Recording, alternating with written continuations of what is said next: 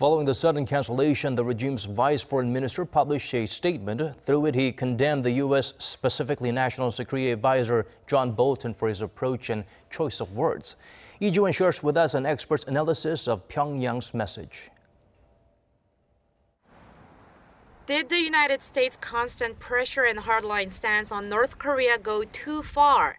The North state-run Korea Central News Agency published a statement on Wednesday by the regime's first vice foreign minister Kye-gwan, rebuking the U.S. for what he called its provocative assertions, especially those of White House National Security Advisor John Bolton. Kim said that despite his hopes for the upcoming North Korea-U.S. summit, he was disappointed by Washington's provoking of the North with reckless, unbridled remarks. He listed assertions made by high-level U.S. officials, including Bolton, like the so-called Libya model of nuclear abandonment. Also phrases like complete, verifiable, and irreversible denuclearization and denuclearization before rewards.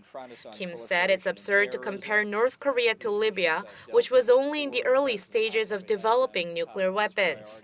Kim pointed the finger squarely at Bolton, saying North Korea cannot hide its feelings of revulsion at the hardliner. And he warned that if Trump administration forgets the setbacks America has suffered in the past by following people like Bolton, prospects for the upcoming summit and future relations are crystal clear. Kim also slammed President Trump. He said Washington misread Pyongyang's broad-minded initiatives as signs of weakness and accused the U.S. of promoting the North's decisions as a result of sanctions and pressure. The vice minister said if Trump attends the summit with sincerity to improve ties, then North will give a deserved response. But if the U.S. only tries to corner the North and force Pyongyang to unilaterally give up its nuclear weapons, then North Korea will no longer be interested and would have no choice but reconsider holding the talks altogether. There are concerns now that the historic summit between the North and the U.S. could be called off, but a North Korea expert said that's not what the regime wants.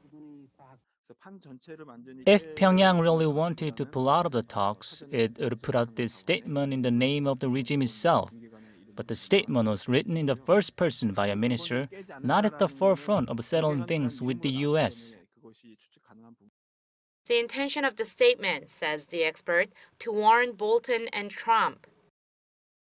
Bolton has been talking far too ambitiously about this summit. His proposed moral agenda items like human rights, other weapons of mass destruction, and the abductee issues. And he's also been talking about the method of denuclearization and the Libya model. Talking in this way makes it appear that North Korea has been defeated by the U.S. Also, with the summit ahead, these kinds of statements can be seen inappropriate.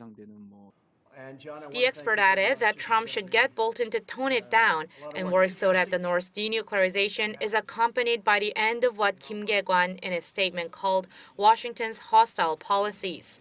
Kye-gwan, Arirang News.